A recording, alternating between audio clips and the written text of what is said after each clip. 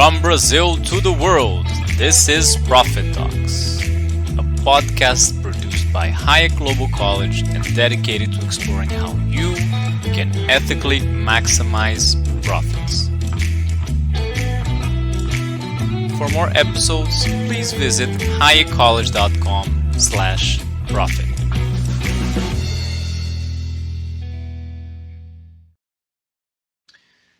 Hello, everybody. Welcome to another podcast with Profit Talks. Today, we have a special guest called Raphael Costa. He is a very good friend of mine. We've been friends for quite a while now, and we went to college together. So it's a huge honor to have you here today, Rafa. Thank you, Edson. Thank you for having me. Great honor to be here. Being part of your podcast, also being able to talk a little bit about the business that I started 8 years ago, and actually when I first started, we had conversations about it. So Yeah. it's pretty fun to be that far along now and being able to talk about the history of it. Yes, looking behind, you've come quite a ways. So it's a huge privilege to be talking to you. So Raphael Costa is COO and co-founder of DonaJo Fitwear, which is one of the few brands successfully exporting active wear to the United States from Brazil. Rafa started the business from scratch, so he's quite a successful entrepreneur story here, which created the business where there was none before, and he found a niche which he could explore. And Rafa, tell us a little bit about how the idea for the DonaJo started back in the day. So when I went to school in the U.S., of course, we played tennis for the University of FGCU. That was a great time.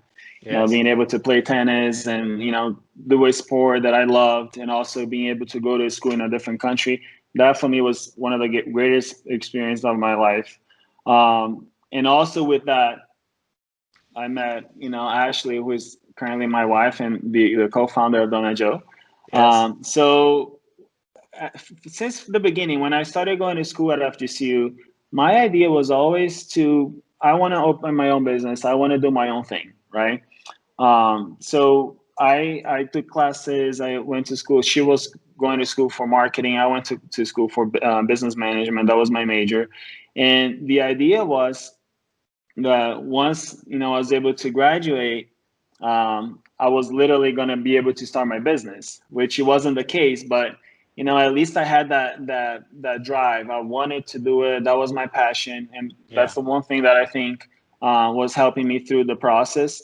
And what I remember was the last class at FGCU, I think the last semester or the last year, I believe it was like two classes, was entrepreneurship.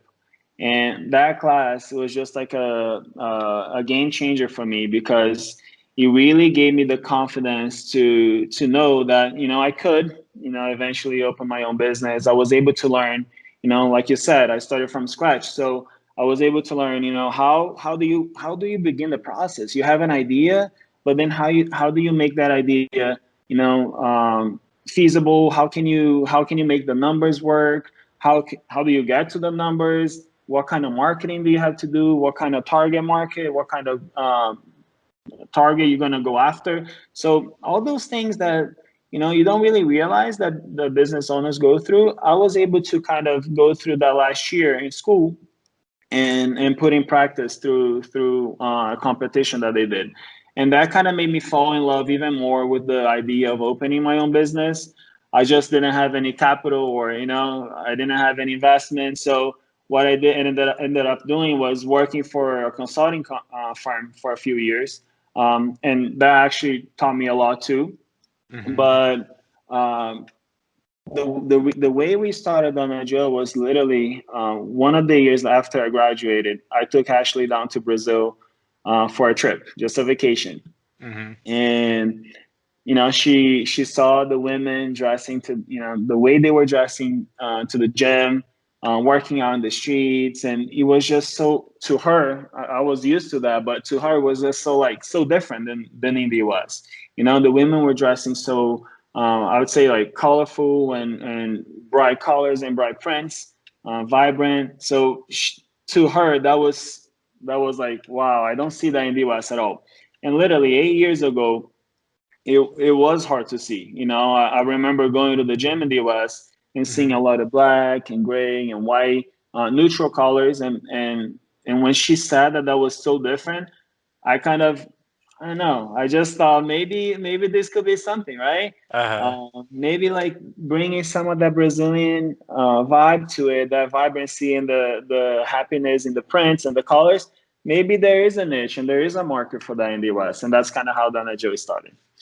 Awesome. So Ashley had a vision of something that you as a Brazilian weren't aware of, right? Yeah. Because she, coming from the US, she noticed that there were different colors in the Brazilian style of clothing that you could probably take advantage of in the United States.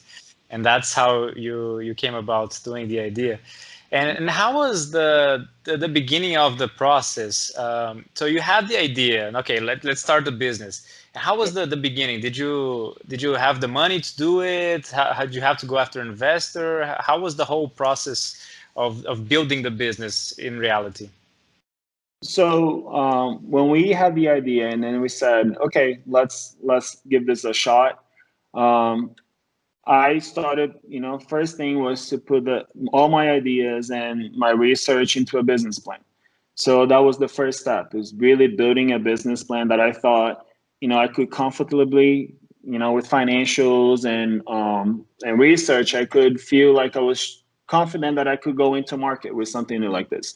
So doing a lot of research. At the time, we didn't have a lot of competition, so I couldn't really research other brands doing that same style in the US.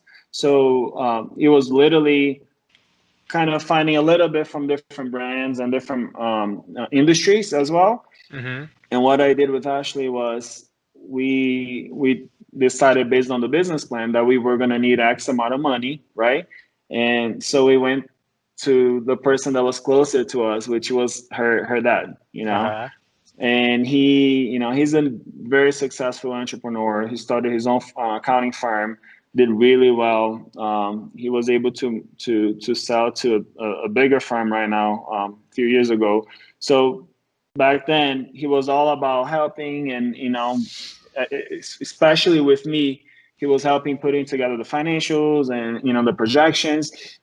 So he was helping me through that process. But eventually we're going to have the talk of, hey, how much are we going to need, and how can we get that money? So the conversation came about, and he was comfortable with the business plan that we put together. We were able to present to him and some friends, and he said, listen, I'll help with part of it. I'll become an investor, but with one condition: you also get another investment, that I don't know, it's not a friend of mine. You're going to have to convince someone else to go into business with us.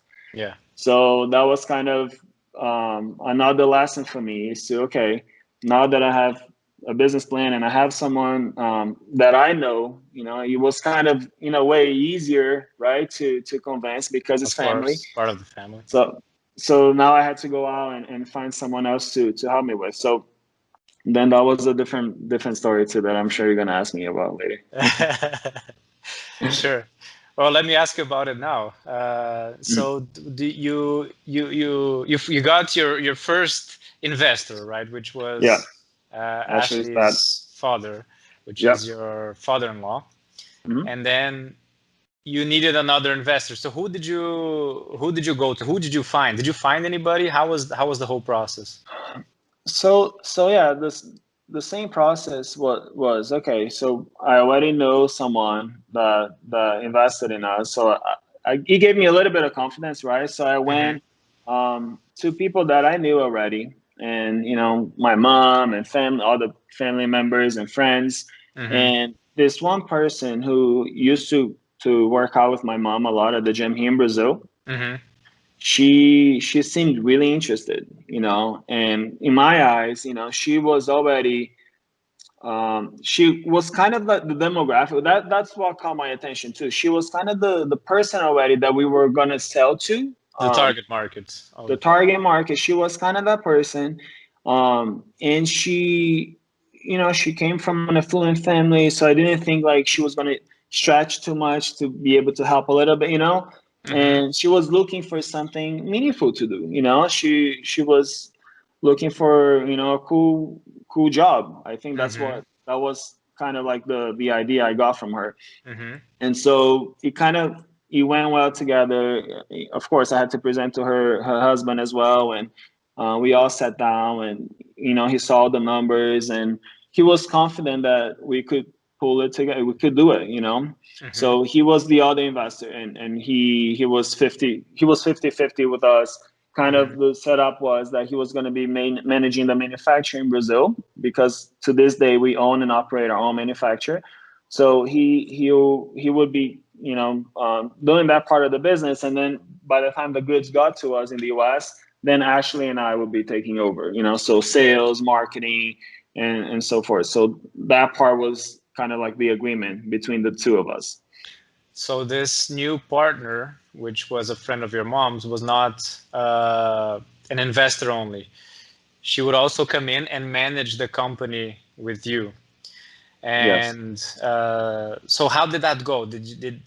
Was it a good start of the company? Did you get along with your partner who was also managing the company? How did the process go?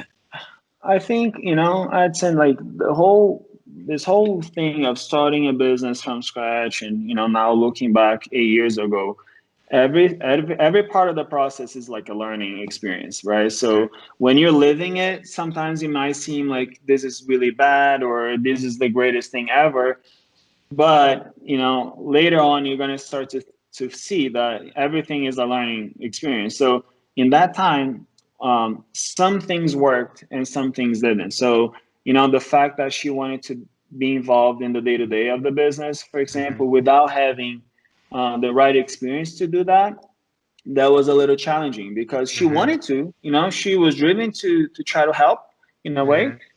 She just wasn't qualified technically to do that job. So as we started like involving more, more volume, so buying more fabric or thread or whatever, it started to get out of hand, and things didn't go really well at that time, in the beginning of the business. So I had to make a decision at one point and say, listen, we can't have this setup. So I either, buy you out and take over the business, or you buy me out. It kind of got to that point, because I just couldn't see it going anywhere from there.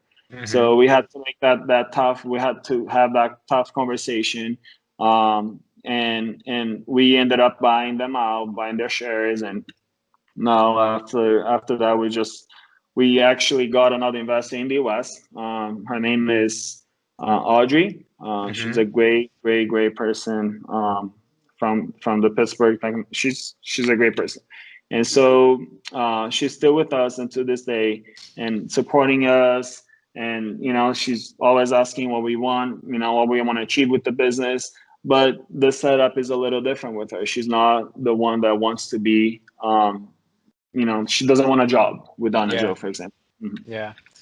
So you had a unique experience there where you got a partner, but she wasn't just a partner who was investing in the company. She was also managing the company with you, and it ended up that your culture or your understanding of where the business should go didn't match what your partner's beliefs were. So you had a problem. And when you have a management problem where it's not simply changing the manager, you have to also deal with the partner, is a much harder issue to resolve, right? And I guess the lesson there is that you have to choose very wisely who your partner is going to be, because that's a very important decision to where the business is going to go. And can you tell us what were the main things that you restructured in the company so that it became more successful after you had this disagreement with your partner and you could do your things? So after we got that situation resolved, then it was like, okay, step by step, what can we start doing to build the business and get volume? Because I never wanted to start something that wasn't scalable. So from the beginning, even when we're super small, I always had the vision that it needed to get big, it needed to grow, it needed to grow. So the idea was to always be building, as you're growing with sales, also be building structure around it. So Yeah. getting the right people involved, and sometimes that means that you're going to have to pay a little more because of having the right experience, but that's okay. And so what I started doing was going to like asking some of the people that already were working with me if they knew of other people that worked in the same industry, because in Brazil, Mm-hmm. there are a lot of clothing manufacturers. So I started from there. Like, okay, who do you know that might be needing a job, or, need like a bump in their career to get started with us? And so I started to build the team like that, Mm-hmm. and getting people from within, and training them to grow within the company as well. We have a few people that have done successfully, um, many positions already within the company. So I I think my idea was to instead of looking too much for friends and family, like it was the first case with the investor, was okay, now we need technical, right? We need people that have already done this before and have years and years of experience. And that's kind of like how we started to build the structure for the business. So you went after people who actually had the experience doing similar type of work in manufacturing plants and other companies, so that he could bring technical expertise to your company, right? Yeah. And throughout the process, you got lucky too, because, I can't lie. One of Yeah. the things that I remember, even a few years to DonaJo, and we started to grow the business substantially, and it started to get really hard to find more people. Uh-huh. So eventually, like I heard this one company was like, okay, they're restructuring their business. Instead of like doing their own manufacturing, now they just want to, I think they're going to do their own cutting in house, and then ship the goods to people's houses so they can sew. And then started restructuring their whole business, and they were a big manufacturer in Brasilia. Mm-hmm. And what started to happen was all those people that worked for them started to ask to work for us, because now they were kind of out of work. It was kind of I can't say that they were being laid off. It was just a weird restructure of their business at the Uh-huh. time.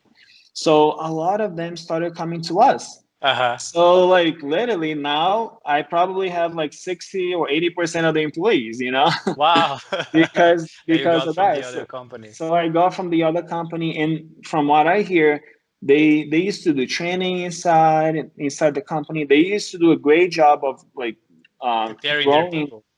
Exactly. So we already got them like really well prepared, Uh-huh. and kind of like I said, it's kept just building and building. Like, oh, do you know someone? Oh, I know this person. She was great there, or he was great there. Don't get this one because she wasn't that great. So like we were making decisions based on who they already knew and their work ethics. That really helped us. Well, part of it was luck because the company, there was a huge company who wasn't able to keep their good employees, and they were Yeah. getting out. But also, you had a very attractive company to work for because Yes. everybody wanted to work for your company, right? So Yes. you probably created an environment that made it easier to attract all these good people that were already trained and could probably get a job somewhere else. Yeah. So, what do you think was this special thing that you had in DonaJo that attracted people to work there? I don't know, Edson. I think like part of it was, I truly believe that being able to live in another country and see different things, that helps a lot. Between me and Ashley, Mm-hmm. we hire someone, we want them to feel really good in the company. We don't Mm-hmm. want to make their lives miserable. And a lot of the people, believe me or not, they will come to us, and we will do the interview with them, and they'll be saying, "Oh my God, my last employer." They would only limit us to like a cup of water a day, so we didn't get up on the machines too much, They limited or the water that they could have. so they wouldn't get up too much, Wow. from the machine. Uh-huh. And we used to work in this like room that was like really closed in, so hot. just like work conditions, they just weren't great. And Yeah. you know what I feel sometimes too is like as the business owner starts to struggle, it's not the right way to do it. But as they start to struggle here, at least a few that I've seen, sometimes they start to put that anger or whatever that is into the employees, and you know try to make a buck from them. You know, instead of paying them X, I'm gonna pay them a little less so I can make more. And we never work that way. You know, I Mm-hmm. always try to like compensate them really well. It's not about that. You know, I know they'll get motivated with the right pay, of course, but Mm-hmm. also having a great environment. You know, we celebrate their birthdays. We do little pizzas on Friday sometimes. So like I just feel like we incorporate some of the cool environment that sometimes you even see in like tech companies, you know, in the US. Mm-hmm. Mm-hmm. Why not, if we can afford, why not do that here in a small scale, you know? A So we do manufacturing that a lot. company, which is not as common. For sure. So we do that, and they love working, and they were the greatest marketing for DonaJo. I can, if you go in there right now, Edson, a bunch of them are gonna say, "Oh my God, yeah, I always try to get my friends to work here." You know, everyone's trying to work there, and so that's literally like a great thing to have. You know, people wanting to work for you, and not you having to, you know, convince someone to work for you. You know, Well, you created the cool company to work for. If yeah, everybody in wants to the work. in the clothing manufacturer, you know, Yes. for sure. And I think they think it's a little cool too, you know, that they're exporting. They're, you know, it's a little different than what they see their friends doing. They're, oh, my Yes. clothes are being sold in the US, you know. Yes. Yes. We give them a little bit of that too, the feeling that what they're creating is like really good. And we sometimes share, you know, some of the stories of clients really loving the pieces. So Mm-hmm. I think they appreciate all that. Awesome, Rafa. One thing I like about your story is that you were able to take advantage of an opportunity between two countries, right? You're connecting in two countries, which few people have the opportunity to see such opportunity that you saw in manufacturing in one place and bringing the selling in the other. But you also mentioned something that was pretty unique, which was bringing some management practices from United States here Yes. to Brazil in the manufacturing process. Mm. And so tell us a little bit about this. How do you feel about this? Do you feel this, the international experience you had when you were starting out as a student and then as an employee, as an entrepreneur? How important was that in building your company? I think like traveling is the greatest gift. You know, I always say, and to this day, you know, sometimes I travel somewhere and like this could do well where I live there. You know, like it's you're always seeing something that if it's going really well somewhere, why not bring whatever the business, the product, the service, or you know the practice Mm-hmm. to another area. You know, so all the time I'm doing this. You know, I'm always comparing. You know, what are we doing here in Brazil? Is the, you know, can this be done, you know, in the West better, or can the other way around, can this service or idea do really well in Brazil? I just think that being able to see, you know, other opportunities or ideas is how you kind of shape what you think is the best one too. Because at the same time that I experienced some good ones in the US, I've seen some bad ones too when I was working, you know. And I was working for a consulting firm going into, and I was also really fortunate to have that job before I started on a job, because Mm-hmm. I was going into different manufacturers for various different products, you know, like, Mm-hmm. you know, candies and all kinds of products. And I was able to see good and bad practices. Mm-hmm. And I was able to take that. And some of these bad ones, I always told myself, if I own my own business one day, I will never do this. And Give I us an truly example. try, just by, for example, leading by fear. You know, that's something that you see a lot. You know, instilling some of that fear into people, and Mm-hmm. you know, telling them or not motivating them. You know, just really telling them what to do instead Yeah. of telling them what to do because of, you know, like explaining why you want them to do some things. Mm-hmm. I think, you know, especially when you work sometimes, you know, part of my part of the business here in Brazil, you know, in the manufacturer, they are simpler people, you know. So you have to be careful in the way you talk to them because you don't know how they're going to interpret it. You know, you're always trying to like really explain things really well, not just throw things at them, you know, and I saw a lot of that. But I try not to do it. Yes. I had a bit of experience with that too, because when people manage with command and control, right? If you're just telling people what to do and look, you have to do it this way because I'm telling you to do it and that's how you do it, and you don't even explain or tell the person the importance, she's probably going to do it when you're looking, but when you turn your back, they're not going to do it anymore. And you create a bad environment for no reason, and you still don't get the results that you wanted. So engaging people and getting the result in order to get the results is very important, right? It's what a good leader does and not what a boss does, right? Yeah, that's exactly. Very important. And it's not easy, you know, it's not easy to always be that great leader, you know, and sometimes I feel like I'm not, but then at least I'm having the conscience that I'm not being one, you know, or Ashley the same way. She's like having the conscience that she's not being one. So we at least know that sometimes that we can, okay, wait, I didn't say that right, you know, so maybe let me fix it. You know what I mean?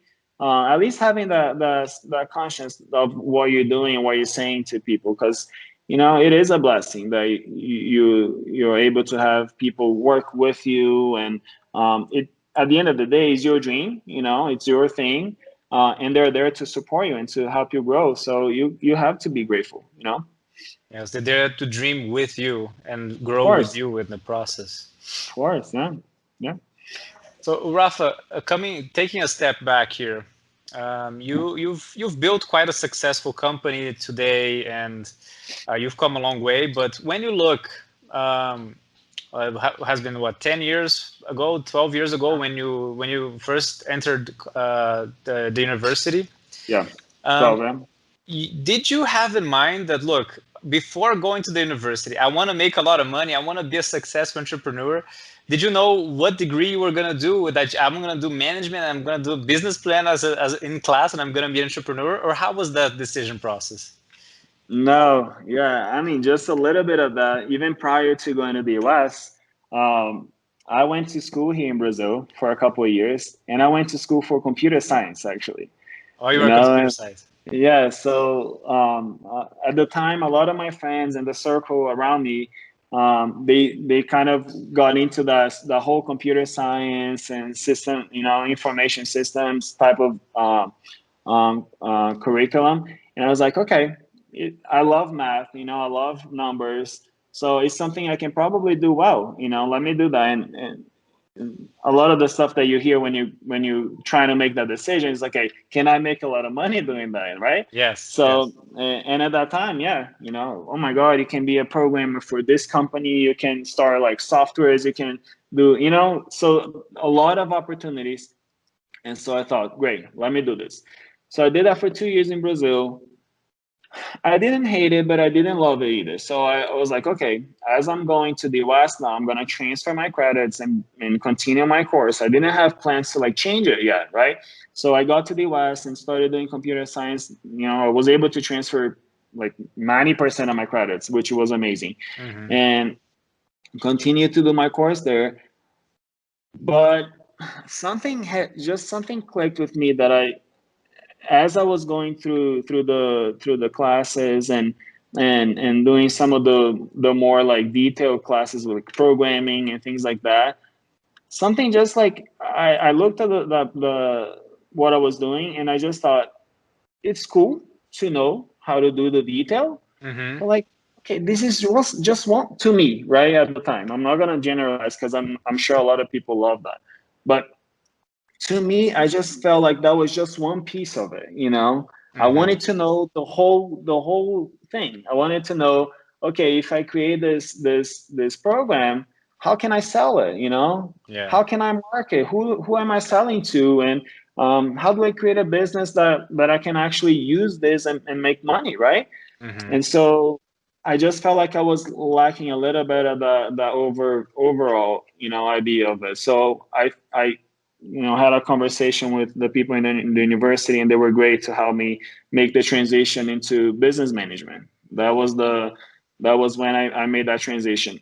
And so when I went into business management, then I started to realize, okay, I'm learning now, a little bit of everything, so I can maybe specialize in something else, but at least I'm having the basis for most of it, right?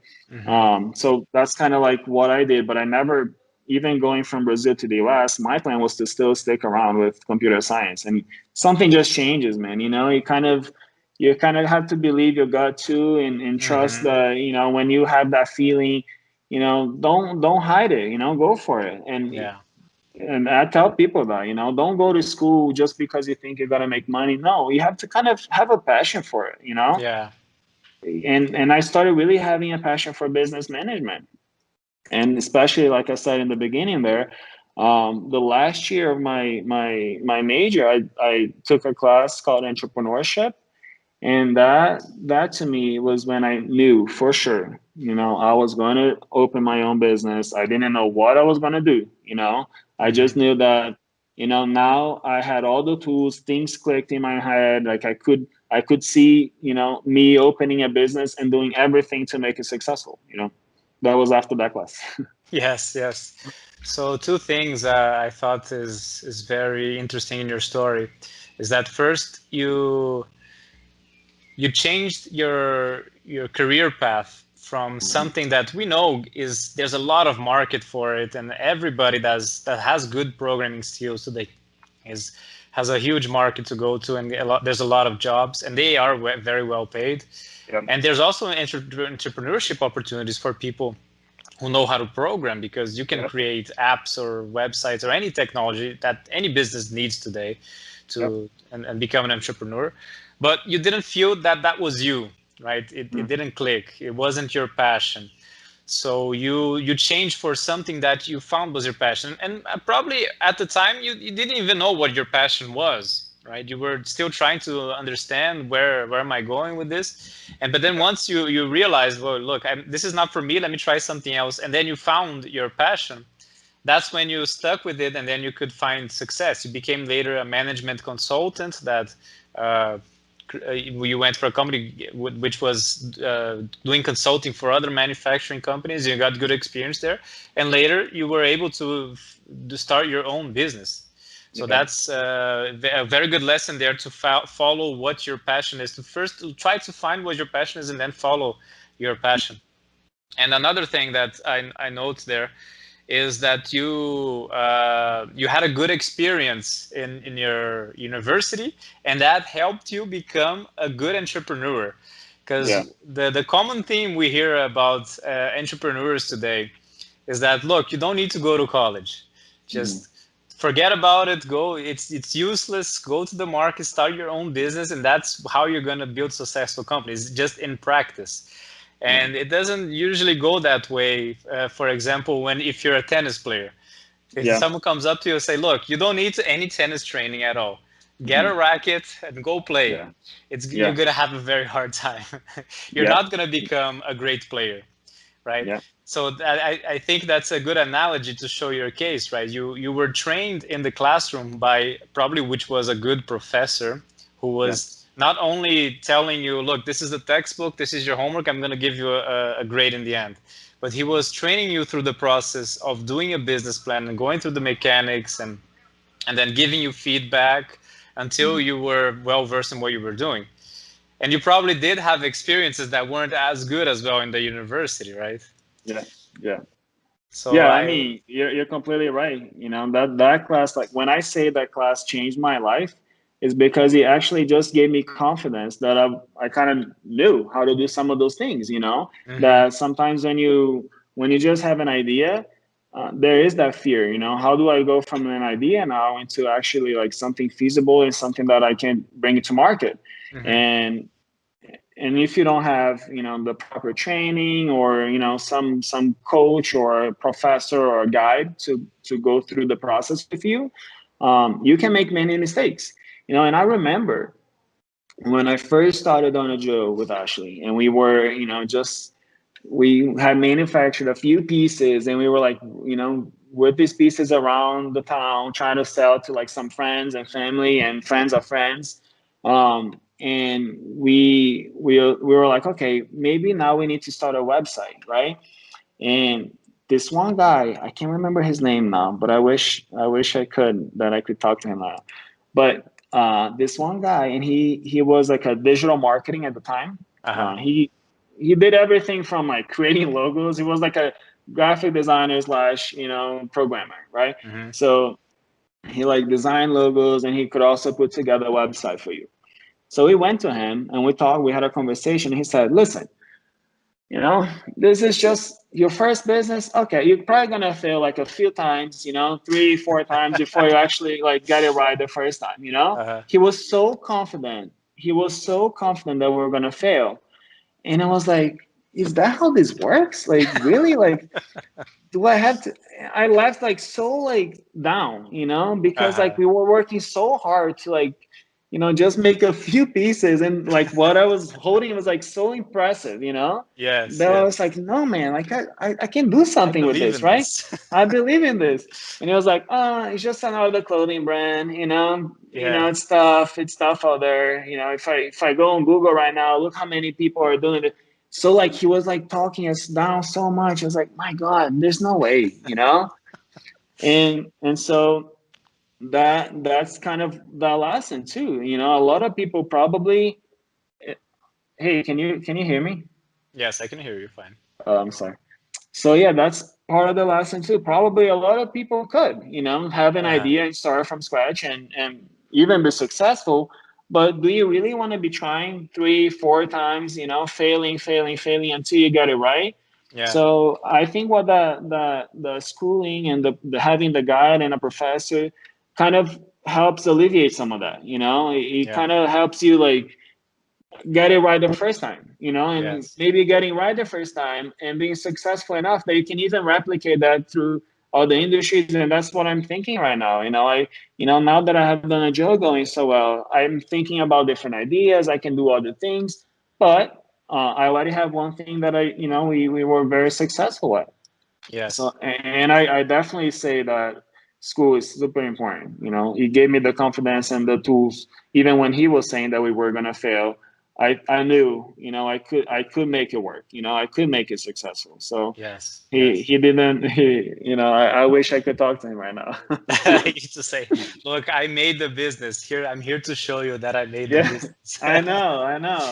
You didn't believe in I me, but here still I I am. still remember that talk. I remember Ashley being so sad. And I was like, actually, it's fine. It's fine. We're gonna do it. We're gonna get it this right. We're not gonna fail.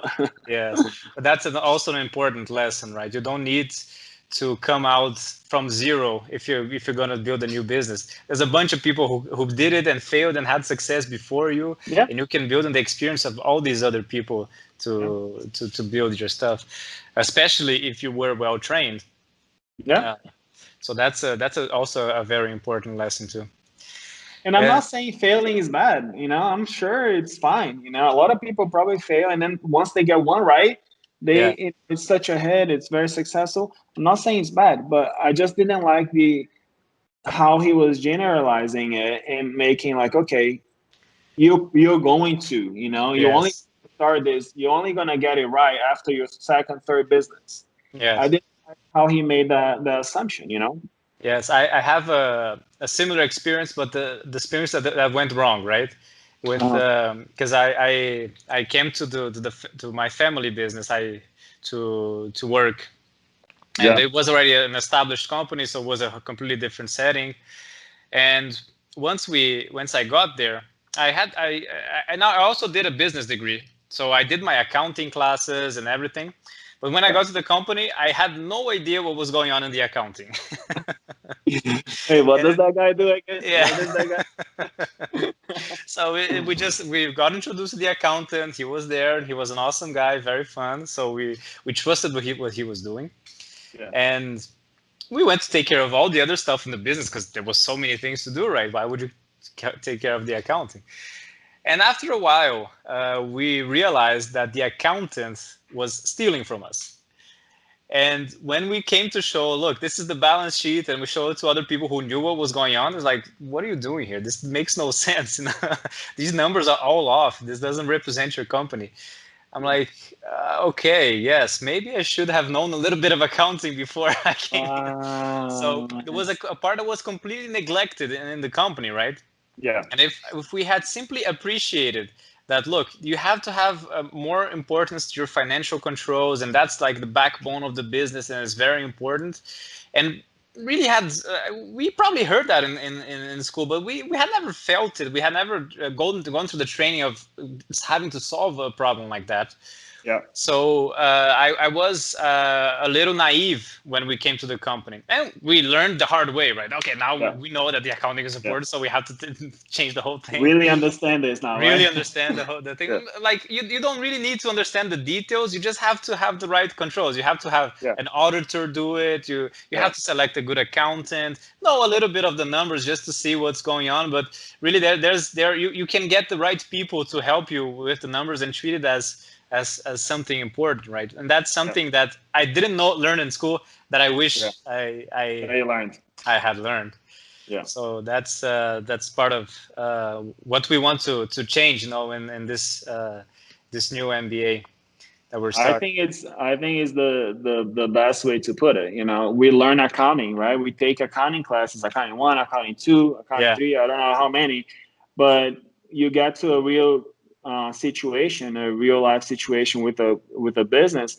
Are you really going to be confident enough that you're going to look at a profit and loss and a balance sheet, and you're really going to find an issue or mistake, or you'll be able to identify and So these are some of the things that I think they should be showing in school and teaching you. Go do some, bring some companies in and have some kind of program where you can in real life assist them. Even if they don't use your service or they don't use your expertise at that particular project, at least you have the training, some practice with like real life experience instead of just like little problems, on a paper. And receiving feedback from someone who knows what's going on. Exactly. I think that's needed for sure. Awesome, Rafa. We had a great conversation here. Do you have any concluding remarks? Well, how do you think? What is your expectations for the future of DonaJo Fitwear now? Where do you want to take your company? Oh man, I don't know. I feel like we're just getting started. I think every year that we grow and we hit our goals, it's another year that it just keeps building the confidence that you're doing the right thing. You're targeting the right people. You're making the right product, for those people. So I think the game plan and the goal is to always continue to scale the business in a very sustainable way too. We don't want to get into a situation where, and we had this problem before where, we were selling so much that we couldn't keep up with production. And then things were starting to fall behind where we were late on orders. We were pre-selling because we needed the sales to keep the company alive. But we were pre-selling so much of the products, and it was taking production 2 weeks to make, enough products to ship. And that was causing issues with customer service and the customer experience. So those are the mistakes that now we try to avoid. Grow, but grow sustainably, grow in a way that you're shipping their products on time and people are happy with you. That's to me kind of the idea, but keep building on it. Now that we have, I'm not going to give all the details, but we have all the markets that we want to go into, men's and swimwear. And so just keep building on what is already working. So that's kind of the goal for us. Talking numbers, we do want to, my personal goal is to eventually become a $100 million company. It's far from there, but if we continue to do the right things, I don't see why we couldn't get there. So it's kind of daily, building the team, finding the right people. It's the same things that we did 8 years ago. We're doing now, just in a bigger scale, more layers to the business. But yeah, we're happy building confidence every year. Great, that's very inspiring. I'm going to quote Jorge Paulo Lemann, the most successful businessman in Brazil, right? He says, dream big, because dreaming big costs just as much as dreaming small. So always dream That's big, true. and you'll be in a That's better position. that's true. That's great. Well, thank you very much, Rafa. It was very, very good talking to you today, and it's an honor to have you in Profit Talks. Thank you. Thank you. I can't wait to see some more. Thanks for listening to Profit Talks. Now, do you have any comment or other business-related question? If so, please send us, and we'll be glad to explore it in future episodes. Also, be sure to subscribe and share with your friends. We are on YouTube, Spotify, iTunes, and many others.